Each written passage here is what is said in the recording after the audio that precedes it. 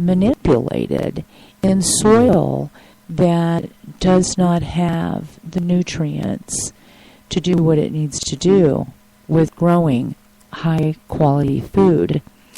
Talking about high quality food, I took my 2 granddaughters on vacation, and we went down to Branson, Missouri, and we were down there for 4 days. My advice to anyone who's planning a vacation in the Branson area, make sure that whatever you rent has a kitchen, because you will be wanting to prepare your own food. I could not believe consistently, with all of that going on down there, really the deplorable food that's being served.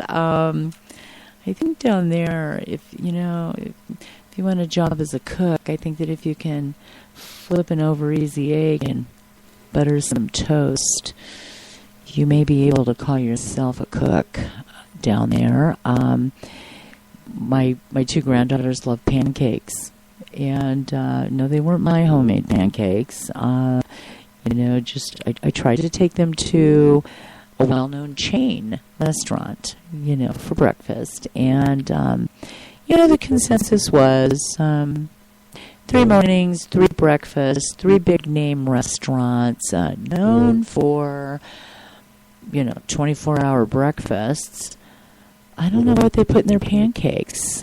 That and a little gasket sealer, and I think that those pancakes could fix any leak, any problem that you might have. My oldest granddaughter, who's 16, she was struggling even with the butter knife to get them cut. She finally just started tearing them apart with her hands, and it was like, and the rest of the food, too, was overcooked. One place served deep fried hash browns. That was quite the experience. You bit into them and they just fractured. Pretty crazy. But I know I've talked about before where you can go to the grocery store and look in the cart and pretty much understand why the children that are associated with the shopper are kind of out of control and throwing a fit and too loud and bad behavior. Well, look in the cart.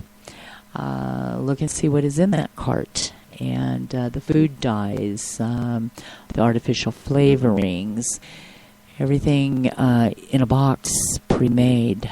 Throw it in the microwave.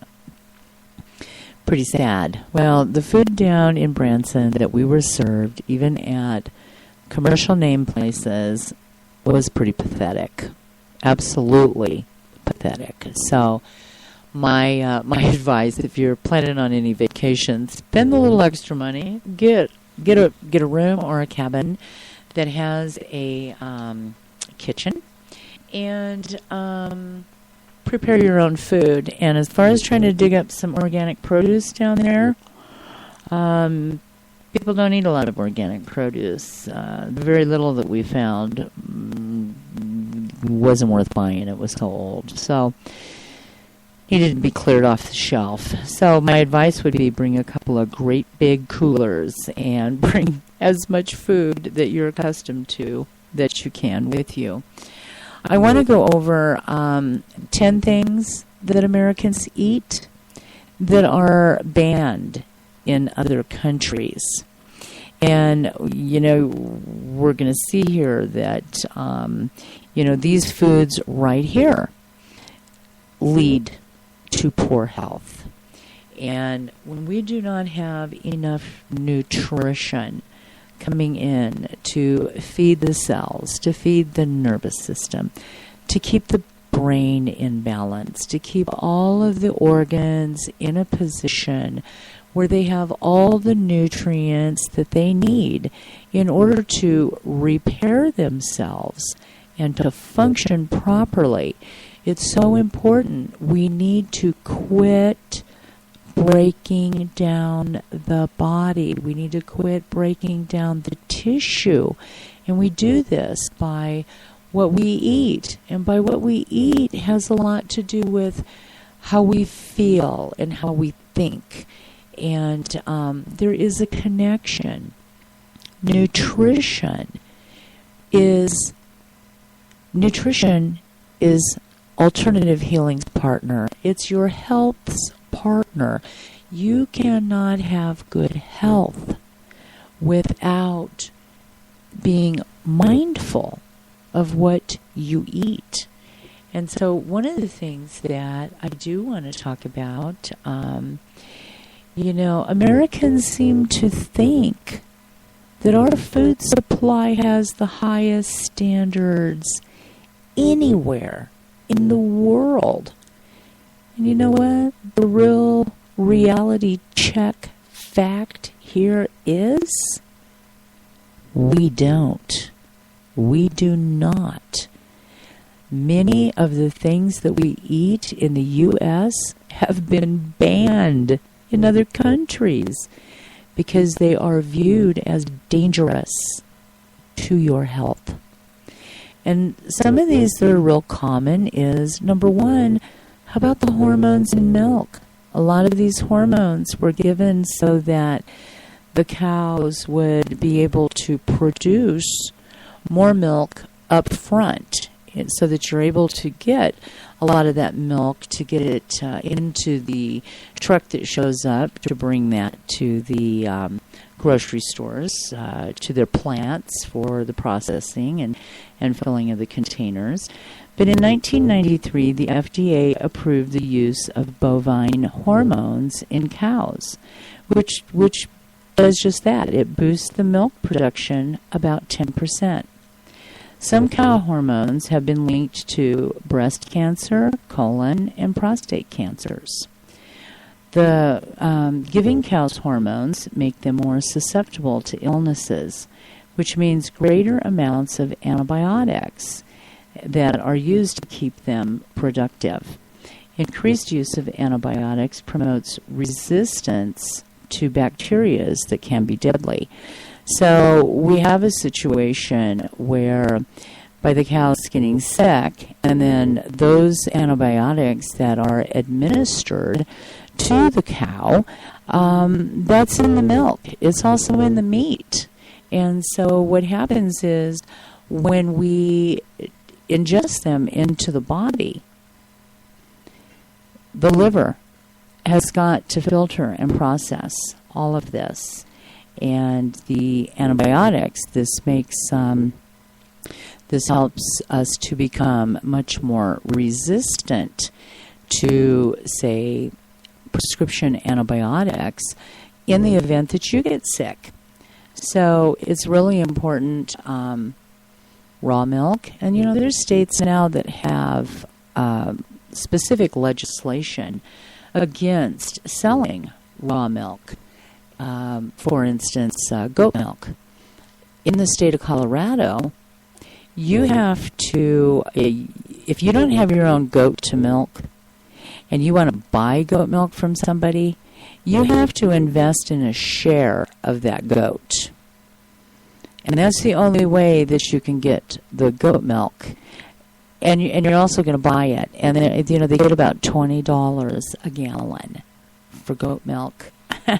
And that is one thing that when I lived down in Missouri, I loved so much because a friend of mine down there had a pretty good goat herd. And I think I paid like $3 a gallon for goat milk. And we would go through 5, 6, 7 gallons a week because not only when I was, what my children, my grandchildren were drinking, I was also making a lot of kefir. And so they would always start their days out with, organic blueberries and strawberries and things like that with the kefir. And, the smoothies made that way so that it would boost their immune system, give them all the good bacteria that they needed in order to fight anything that they would maybe come in contact with that day in school or with their youth groups or whatever that they were doing. So, raw Cow milk is something real common that people that do have dairy farms, they're not drinking the pasteurized milk. The pasteurization of the milk, the heating up of that milk, creates a enzyme called the exoenzyme. And I've talked about this before, especially with heart disease. The exoenzyme, what that does is it creates barnacles, just like barnacles on a boat. It creates like barnacles in the veins and the arteries. And so when you eat foods that are deep fried, lots of dairy products, just eating foods that you can't digest, what ends up happening is this food ends up, the end result of this food ends up sticking, and the minerals, inorganic minerals, sticking to these barnacles and cause the clogging up of the arteries. So, back to the hormones in the milk. Australia, New Zealand, Israel, and the European Union, as well as Canada, has banned all hormones to be given to cattle. The number 2 thing that is banned in other countries is the preservatives BHA and BHT. They're manufactured from petroleum oil, okay? Petroleum. They're waxy solids that are added to foods to prevent spoilage. Kind of goes back to Grandpa Rockefeller, who was the original snake oil salesman. He was selling crude oil in a bottle and telling everybody it was the elixir of life. People were dying, and people were getting sued too, because of it. So they added magnesium to their bottle of, oil, crude oil elixir.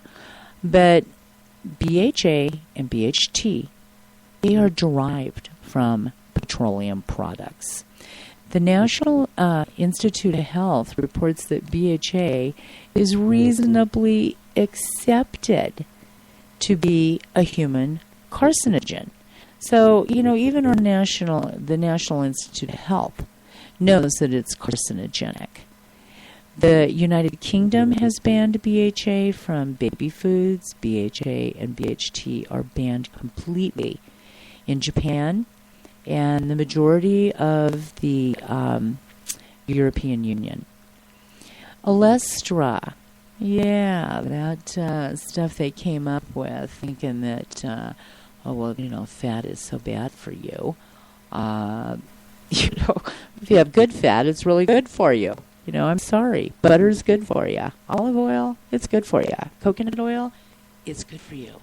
Flaxseed oil, it's good for you. Salmon oil, it's good for you. This Olestra, this stuff is man-made garbage. And it's found in diet chips, fat-free chips. If you want a diet food, potato chips, they're not on the menu, okay? This stuff of wanting to look at diet foods, fat-free. No, you need to eat better. I'm sorry. I'm here to tell you. You need to eat better.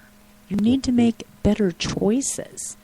Don't be drinking, Splenda and all of these ridiculous sweeteners that are neurotoxins. And don't be eating these fats that are man-made. It actually, Olestra, it actually blocks good fat absorption in the body. And we need fat in the body in order to break fat down. If you're not eating enough fat, then your liver starts making too much cholesterol. It makes too much fat because you don't have enough fat in order to bring the balance into the body. Olestra also stops the body from taking in, absorbing